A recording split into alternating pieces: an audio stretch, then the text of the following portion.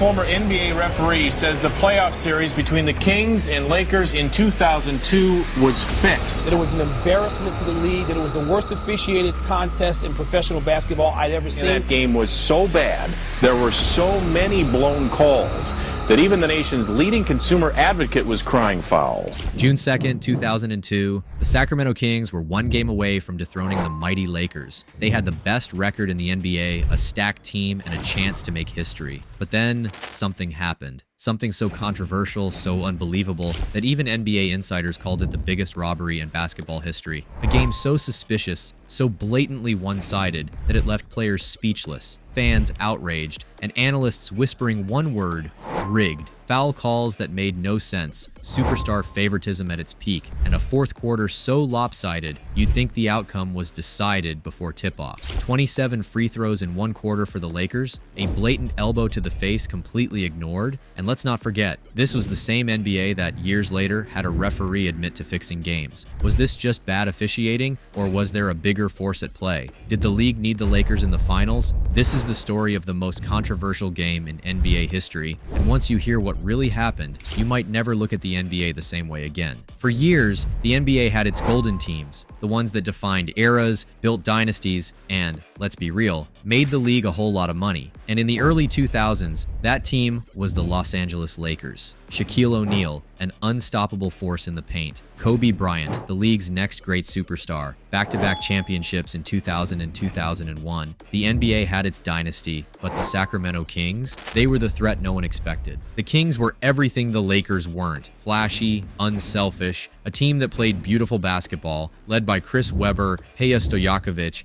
and Mike Bibby. They moved the ball like a symphony, outclassing opponents with precision, depth, and chemistry. They weren't just winning, they were embarrassing teams. The Lakers, they struggled all season against Sacramento, but no one in the league office wanted to see Hollywood fall to a small market team from Sacramento. The Kings taking over? That wasn't part of the NBA's script. Going into Game 6 of the Western Conference Finals, the Kings were up 3-2. They had the Lakers on the ropes. Just one more win, and they would do what no one else could: eliminate Shaq and Kobe at their peak. And that's when the real battle began. Because it wasn't just the Lakers versus the Kings anymore, it was the Kings versus the NBA itself. From the moment the game tipped off, something felt off. The Kings came out strong, moving the ball, knocking down shots, and playing the same elite team basketball that got them here. Chris Webber was cooking. Mike Bibby was fearless. The Lakers, struggling. But as the game went on, the whistles started blowing, and blowing, and blowing. The game was tight. Every possession mattered. The Kings, despite all the odds stacked against them, were still fighting, still playing their game. But then, as if on cue, the whistles started, and they never stopped. It wasn't just bad officiating,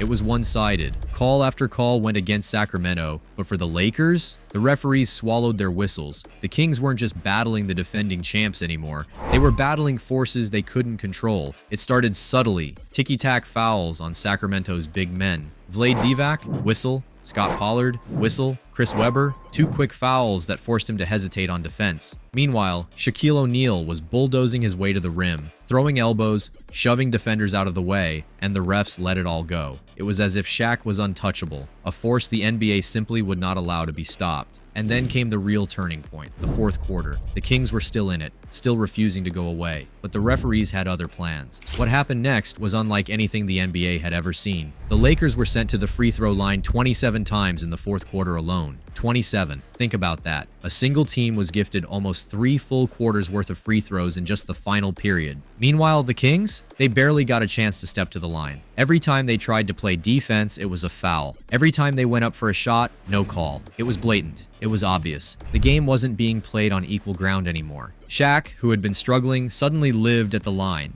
getting foul calls for the slightest contact. Kobe Bryant, who had been contained most of the game, started getting every superstar call in the book. It didn't matter if there was actual contact. The refs were going to make sure the Lakers had every opportunity to score. But the worst moment, the one that made it crystal clear this game was not just bad officiating, but something more. Mike Bibby had been the Kings' savior all series, a fearless competitor who hit big shots, controlled the tempo, and refused to back down from the Lakers' superstars. But in the closing moments of the fourth quarter, with the Kings desperately trying to hold on, he was blindsided by something no one expected: an elbow straight to the face. Kobe Bryant, driving past a screen, swung his elbow directly into Bibby's nose, sending him crumbling to the floor. It was an obvious offensive foul. It was clear as day. Bibby was holding his face, blood trickling down, the crowd in disbelief. And the refs, they let the play continue. No whistle, no review, no explanation. The Kings bench erupted, but it didn't matter. The game had already been decided, not by the players, but by something else. And just like that, the Lakers walked off the court with a victory, forcing a Game 7, one the Kings, emotionally shattered and out of fight, would lose. The dynasty they were supposed to have, it never happened. The championship they earned, it was taken from them. But what if this wasn't just about one game? What if this wasn't just about bad calls? Because years later, a man who was inside the NBA's officiating system would come forward and reveal the truth the league never wanted anyone to know. For years, Game 6 of the 2002 Western Conference Finals remained one of the most controversial games in NBA history. Fans knew it wasn't just a bad night for the referees. There was something deeper, something darker at play. But there was no proof, no official statement, nothing but suspicion, until 2007,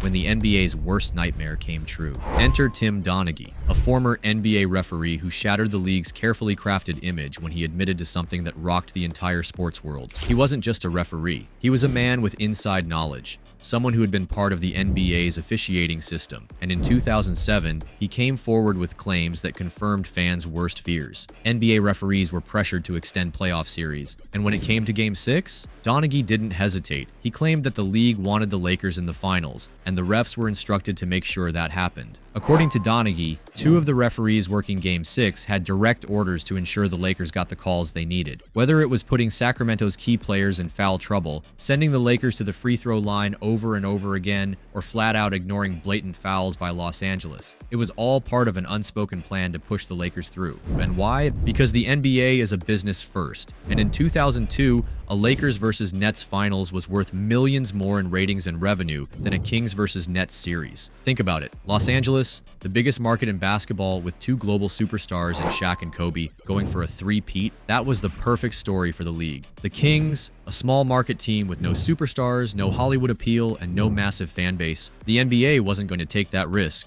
Donaghy's claims sent shockwaves through the sports world. If referees were being manipulated in one series, how many other playoff games had been influenced? How many championships were decided by business, not basketball? The NBA, of course, denied everything. They called Donaghy a disgraced former referee trying to save himself. They dismissed his allegations, saying there was no proof, no evidence. But here's the thing. If Donaghy was just making up stories, why did so many former players, coaches, and analysts agree with him? Even Shaquille O'Neal years later admitted in an interview, yeah, there were a lot of bad calls in that game. The Sacramento Kings, they were robbed. The Lakers, they got their championship. And the NBA, they never looked back. But here's the real question. If something like this happened once, could it still be happening today? Could the NBA still be subtly influencing games, pushing the matchups they want, ensuring their biggest stars make it deep into the playoffs? Because after 2002, fans started watching the NBA differently. Every questionable call, every strange officiating moment in the playoffs brought people back to Game 6. And the scary part? The NBA never truly answered for what happened that night. The 2002 Western Conference Finals should have been the moment the Sacramento Kings cemented their legacy. Instead, it became a symbol of something bigger, the game that made millions of fans question whether the NBA was truly fair. But here's the wildest part. Despite all the outrage, all the evidence, and even a referee admitting to game manipulation, nothing happened. No investigations, no changes to the record books, no real accountability. The Lakers went on to win the 2002 NBA championship, and the NBA moved on like nothing ever happened. The Kings, they never recovered. Their championship window slammed shut. Chris Webber's knee injuries derailed his career. Peja Stojakovic and Mike Bibby eventually left. The team fell apart, and Sacramento, once a rising force,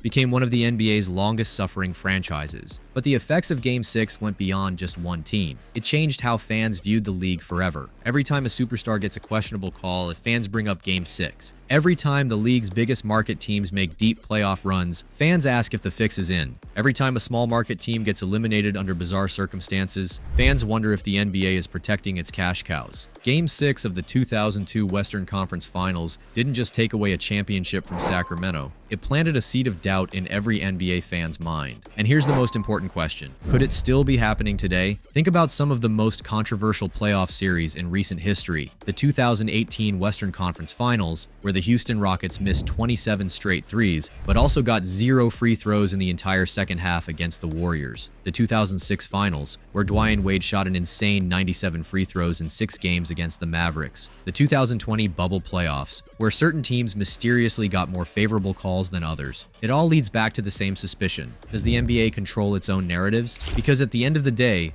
the NBA is more than a sport. So now we leave it to you. Was Game 6 of the 2002 Western Conference Finals the most rigged game in NBA history? Was it just bad officiating, or was there something deeper at play? And most importantly, do you think the NBA still influences games today? Let us know your thoughts in the comments below. Do you remember watching this game? What other NBA moments felt suspicious to you? We'll be reading and responding to the best takes. And if you love deep dives into the NBA's most controversial and dramatic moments, make sure to smash that like button, subscribe to the channel, and turn on notifications so you never miss our next video. Because trust us, we're only getting started.